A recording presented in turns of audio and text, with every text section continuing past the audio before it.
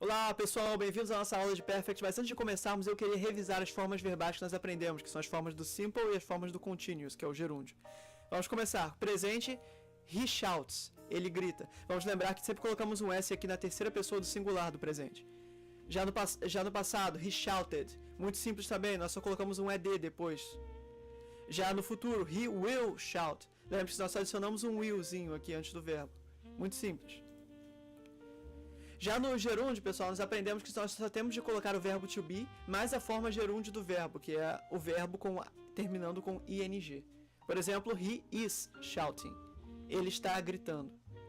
He was shouting. Ele estava gritando. Repare que a única diferença aqui é que nós colocamos a única coisa que conjugamos aqui foi o verbo to be, que estava no presente, para indicar o presente, e agora está no passado. Já no futuro, pessoal, he will be shouting. Como nós já aprendemos, para indicar o futuro, nós simplesmente colocamos will ao lado da forma infinitiva do verbo sem o to. O verbo é verbo to be, então nós cortamos o to e colocamos will. Então, perfeito, agora nós finalmente poderemos aprender a forma do perfect. Vamos começar. A marca do perfect, pessoal, é a presença do verbo ter, acompanhado de um verbo sempre no particípio ou no gerúndio. Aprenderemos primeiro as três formas com particípio. Na aula que vem nós falaremos do gerúndio. Vamos começar com o past perfect, também conhecido como o pretérito mais que perfeito em português, mas não se preocupe com isso. Qual é a função do past perfect?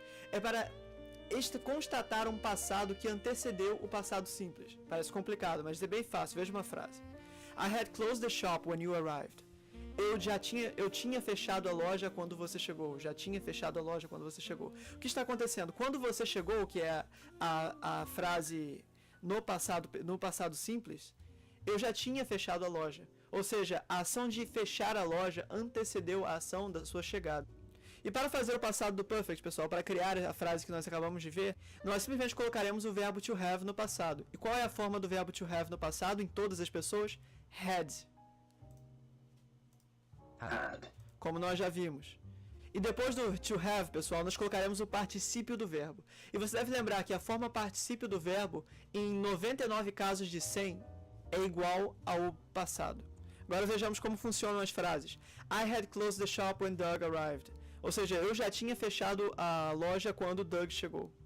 You had closed the shop when Doug arrived. Você já tinha fechado a loja quando Doug chegou. He had closed the shop when Doug arrived. Ele já tinha fechado a loja quando Doug chegou. Ou seja, todas as pessoas nós utilizaremos had. Ou seja, resumindo, a lição do dia que você, para fazer o past perfect, você só precisa do verbo to have mais o passado, mais o particípio do verbo desejado. Já o presente perfeito, pessoal, aprendemos o past, agora estamos passando para o presente perfeito. Ele é um pouco mais vago, o que o torna difícil de explicar. Veja só. Ele será exatamente como o past perfect. A diferença é que ao invés de colocarmos o verbo to have no passado, nós colocaremos no presente. Por exemplo, I have seen the movie. Vi o filme. You have seen the movie. Você viu o filme. He has seen the movie. O que a diferença é que você deve lembrar na terceira pessoa, o verbo to have não será have, será has. We have seen the movie e as outras pessoas serão todas com have. Somente a terceira pessoa do singular levará has. Porque como nós já aprendemos anteriormente. Vamos tomar um exemplo para discernir quando nós teremos de utilizar o passado simples e quando nós utilizaremos o present perfect. Veja. I saw the movie last week. Eu vi o filme na semana passada.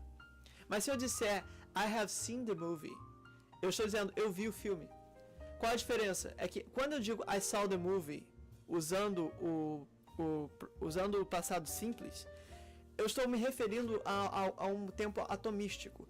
Enquanto se eu disser I have seen the movie, eu simplesmente estou dizendo que eu vi o filme em algum momento da minha vida. Essas as circunstâncias que nós utilizaremos present perfect. Uma ação do passado que continua atual, I have been a student for 4 years, eu venho sendo estudante há 30 anos. Em uma ação de período de tempo não acabado ainda, she has gone to school 2 times this week, ela já foi à escola 2 vezes essa semana. Nessa frase é implícito que a semana ainda não acabou. Tem também ação repetida em um período de tempo inespecífico. Nós já estudamos, por exemplo, we have studied this lesson many times. Nós já estudamos esta lição muitas vezes. O tempo não é relevante. Ação concluída no passado recente, que normalmente terá a partícula just antes do verbo. Nós aprenderemos mais sobre isso depois.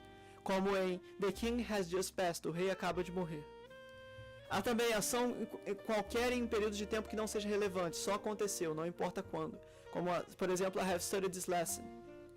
Eu já estudei esta lição em algum momento da minha vida. Eu estudei esta lição. Quando eu estudei não é relevante, só importa que na minha vida eu já estudei esta lição.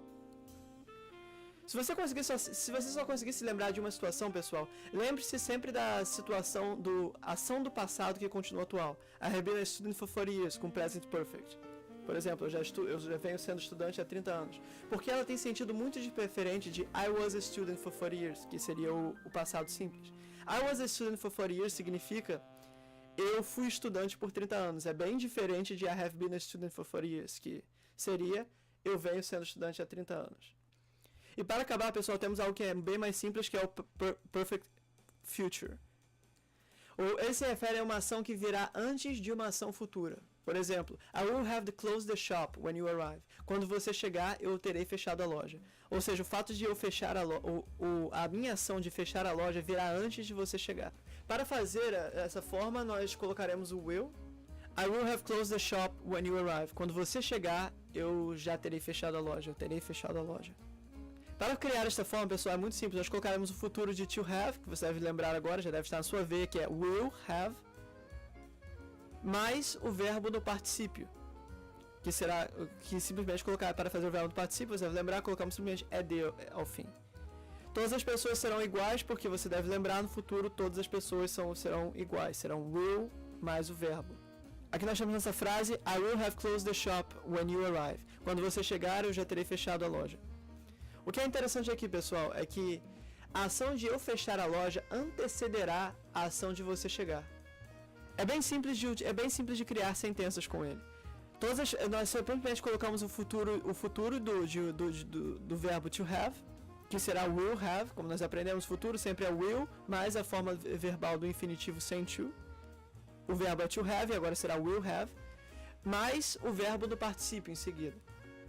I will have closed the shop. Todas as pessoas serão iguais, porque você deve lembrar, no futuro todas as pessoas são iguais. São sempre will mais a forma infinitiva do verbo sem to. Já falamos várias vezes. Aqui nós temos a frase I will have closed the shop. Eu terei fechado a loja.